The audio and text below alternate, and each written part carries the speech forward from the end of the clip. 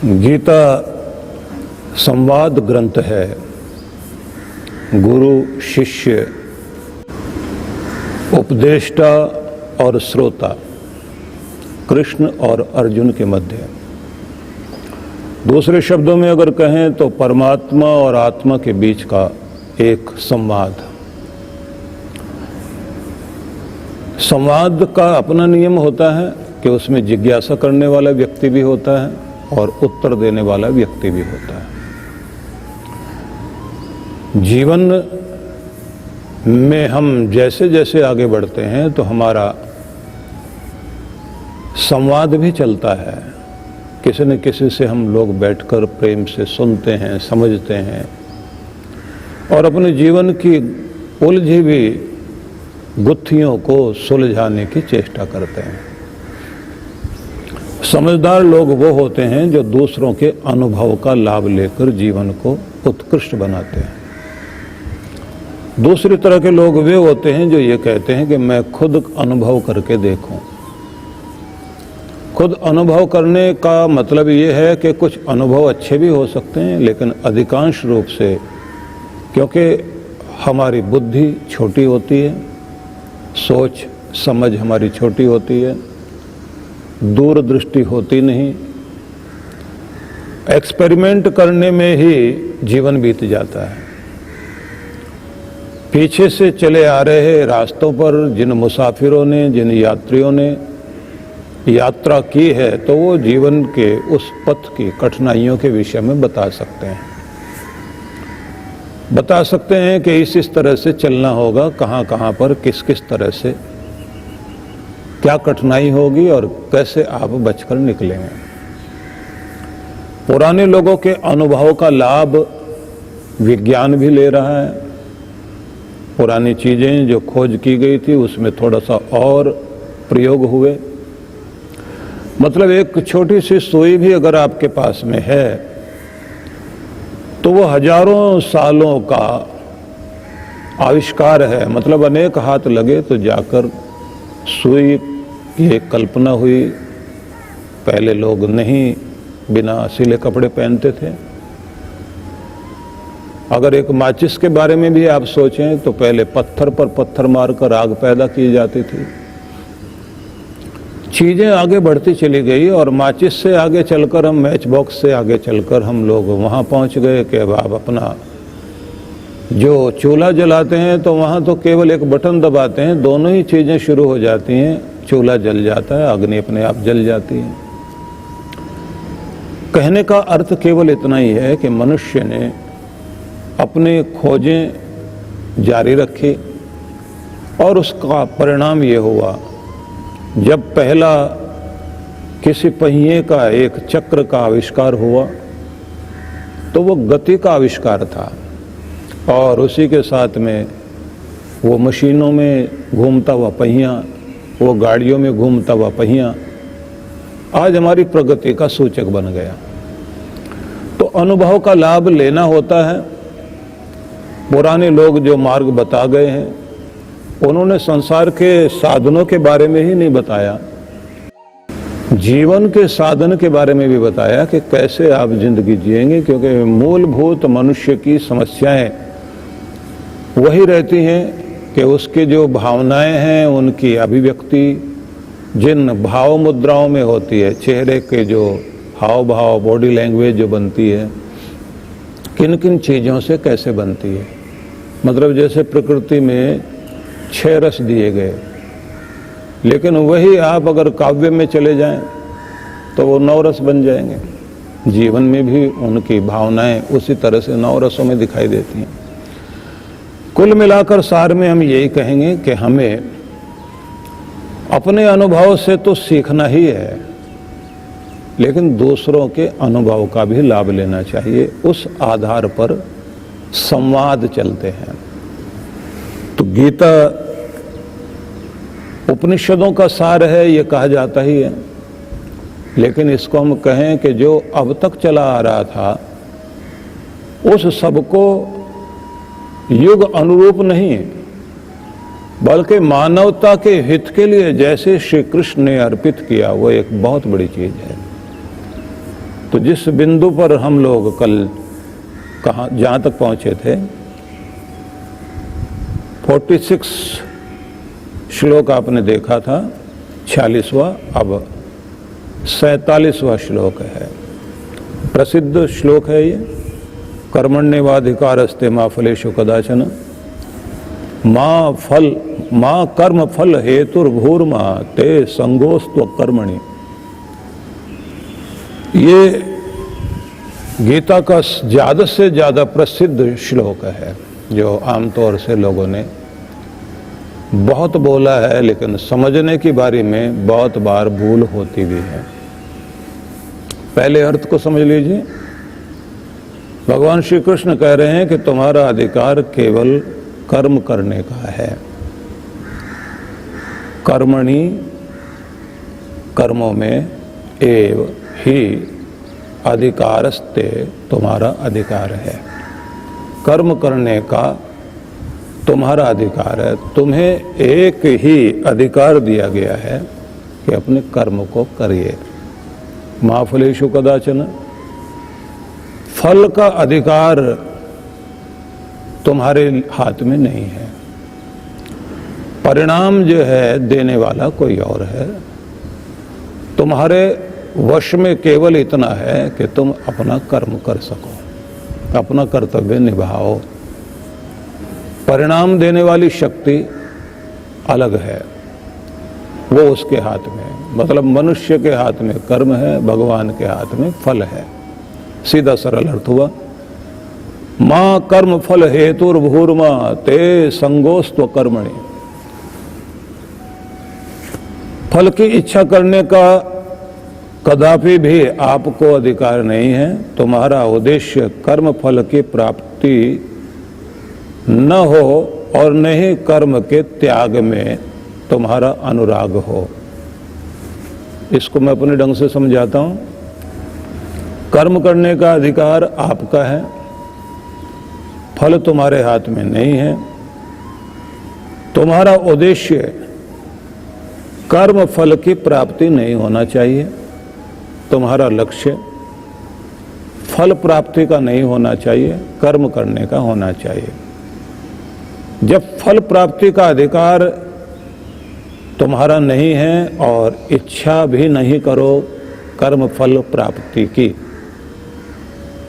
तब फिर कर्म में आदमी लगेगा ही नहीं।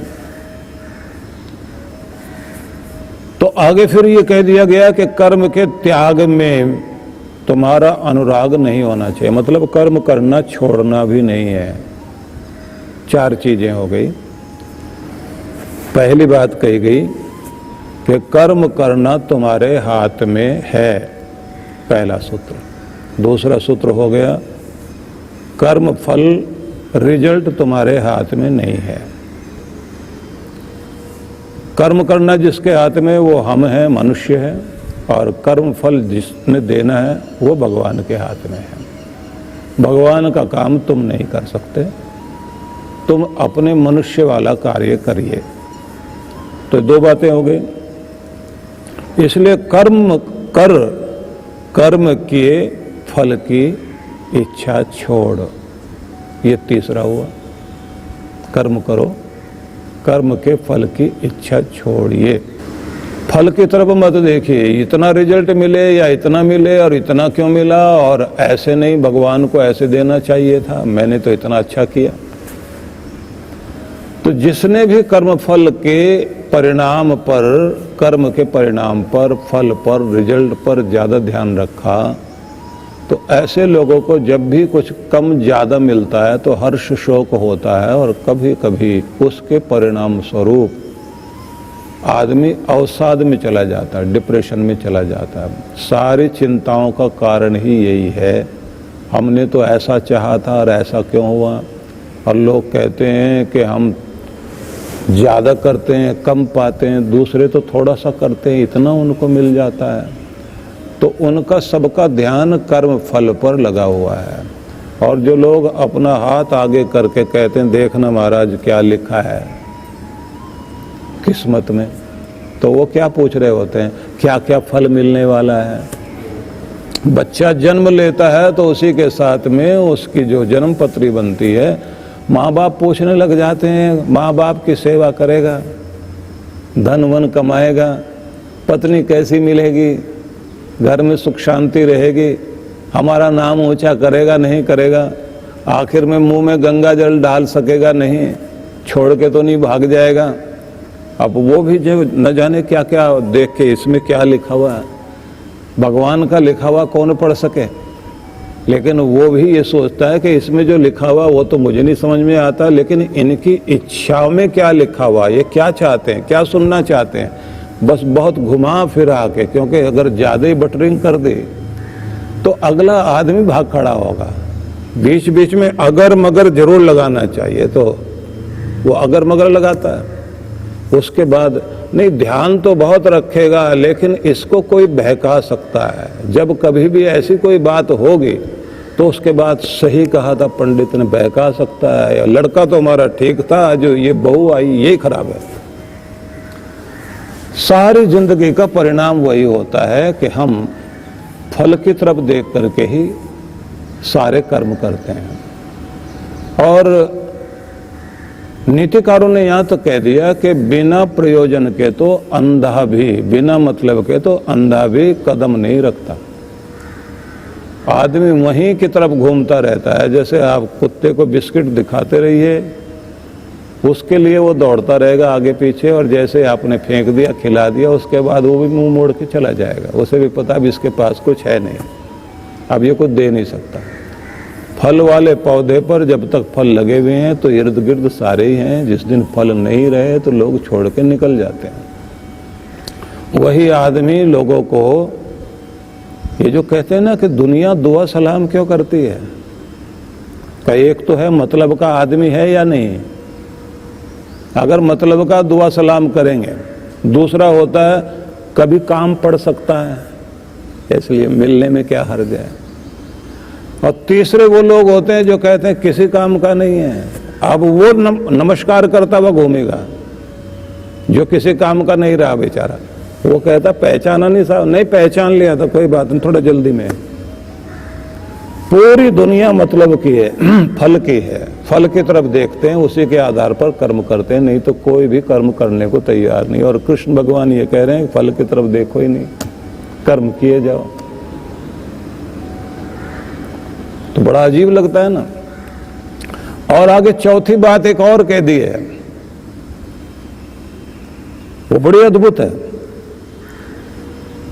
कर्म फल की इच्छा छोड़नी है, कर्म नहीं छोड़ना। तो ये तो जले पर और नमक डाल दिया। मतलब कर्म करते जाना है, फल की इच्छा करनी नहीं। तो ये तो बात हो गई। लेकिन उसके बाद में ये भी एक बात कह दी गई है कि जो तुम्हारे हाथ में नहीं है तो उसमें दखलंदाजी करो ही नहीं। भगवान के हाथ में है रिजल्ट, तो उसमें दखलंदाजी करने से कुछ नहीं होगा। और भगवान का काम अपने हाथ में लेने की कोशिश मत करो, जो तुम्हारे हाथ में है उसको अच्छे ढंग से निभाओ। कर्म फल की इच्छा भी मत रखो, ये भी एक बात कही। और एक बात ये भी कही कि कर्म करना छोड़ना भी नहीं। जहां कुछ मिलना ही नहीं आदमी, वहां पर जो है ना अनमने ढंग से अगर प्रेरणा देकर कराया भी जाए, अनमने ढंग से थोड़ा सा करके आ जाएगा। उसको बोलते हैं बेगार काटना। फालतू का काम है, मिलना मिलना कुछ नहीं है, तो क्यों जाएं। अब थोड़ा सा आगे बढ़ जाएं। आपको ये तो पता लग ही गया कि सारी समस्या की जड़ फल है। सारी समस्या की जड़ ये भी है कि कम ज़्यादा मिलने से आदमी सुखी दुखी भी होता है। और फल में हम लोग इतने उलझे हुए हैं कि पूरे जीवन में जिसके पास फल है तो उसे कहते हैं सफल, फल सहित सफल आदमी। फल है तो इसका मतलब सफल आदमी है। और अगर फल ही नहीं है तो निष्फल क्रिया हो गई है, फल नहीं मिलता। तो सारे तो सफल होना चाहते हैं, फल वाले होना चाहते हैं, परिणाम पाना चाहते हैं। और यहाँ कहा जा रहा नहीं, परिणाम की जरूरत ही नहीं है, सफल होने की जरूरत नहीं। सफलता क्या? किसी चीज को पा लेना सफलता नहीं है। सफलता फिर क्या है? उनके माध्यम से जो तुम अपने जीवन में, या जो सबसे बड़ा जीवन का उत्कर्ष है, वो है शांति, आनंद, प्रेम और उत्साहित रहना, निर्भय रहना, निश्चिंत रहना, और अपने शरीर छोड़ने के बाद भी इस दुनिया में आपकी उपस्थिति रहे, मतलब आपका नाम रहे, और खुद को संतुष्टि भी हो, तृप्ति भी हो। मनुष्य अपनी तृप्ति चाहता है, मनुष्य अपनी संतुष्टि चाहता है। तो कोई चीजें ऐसी होती हैं जो शुरू शुरू में लगती है कि इनको करने से मुझे ये फल मिलेगा, लेकिन उस फल के पाने के बाद एक दूसरी चीज और खड़ी हो जाती है जो अशांति और दुखदायी हो जाती है। कृष्ण भगवान ये कहते हैं, कर्म तो करने हैं, कर्म के रिजल्ट भी आएंगे, क्योंकि हर कर्म जो है अपना रिजल्ट देता है। तुम्हारी आसक्ति नहीं होनी चाहिए, उसमें अटैचमेंट इतनी मत रखो। अपना काम किया और बेहतरीन ढंग से किया, और करने के बाद उसके प्रति उस भावना को छोड़ दो, उसका परिणाम किस तरह का आता है। आप अपना बेस्ट दीजिए, अपना बेहतर करिए, और उसके बाद में उससे अपना ध्यान छोड़ दीजिए, और ध्यान छोड़कर उसके अच्छे बुरे परिणाम से भी मन हटा लीजिए। ये एक संदेश है, लेकिन इस संदेश में एक बड़ी महत्वपूर्ण बात है जिसको हमने समझना है। वो ये है कि किसी भी फल के बारे में जो हम लोग बहुत ध्यान दे रहे हैं कि ऐसा रिजल्ट मिलता तो बहुत अच्छा था, और अगर रिजल्ट नहीं मिला तो हम लोग वैसा दुखी भी होते हैं, और अगर कभी संयोगवश ज़्यादा अच्छा रिजल्ट मिल जाता है और कभी कम मिल जाता है, तो ये हर शोक जीवन में चलता रहता है। जो समझने वाली बात थी वो ये कि किसी भी कर्म का परिणाम किस तरह से सामने आता है। वो थोड़ी देर के लिए सुख दे और जन्मों तक आपको दुख दे दे, मतलब जन्मों के कर्म में बांध ले, आना जाना लगा रहे, आपका आवागमन का चक्र बना रहे। कि कर्म तो कर लोगे तुम, थोड़ी सी देर के लिए आपका खाया हुआ स्वाद तो दे जाएगा, लेकिन वो बाद में दुख दे जाए।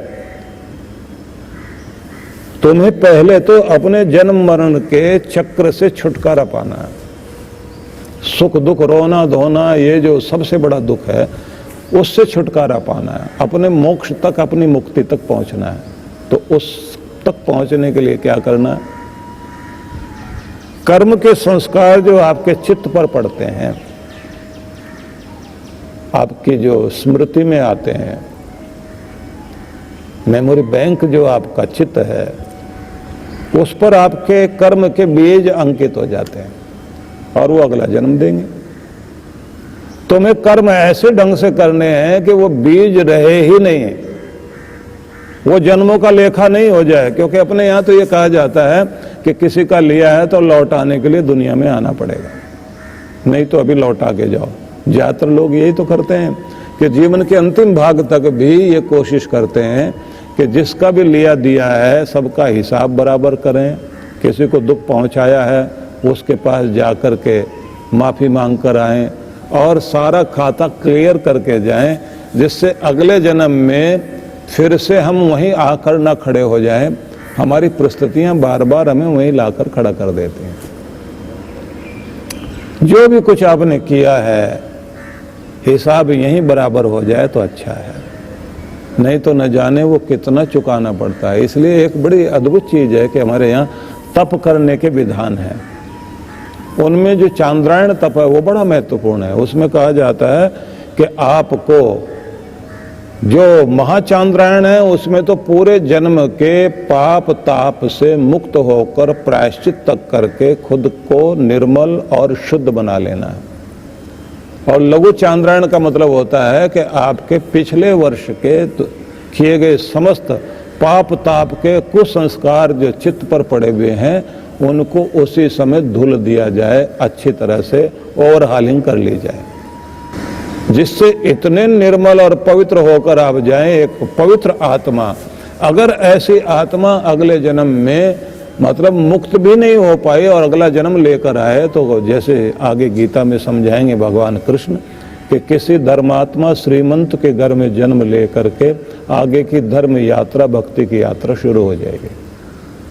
साधन सारे रहेंगे आपके पास, सुख साधन रहेंगे, सारे साधनों के बाद भी आपके जीवन में धन भी होगा, लेकिन धर्म भी रहेगा।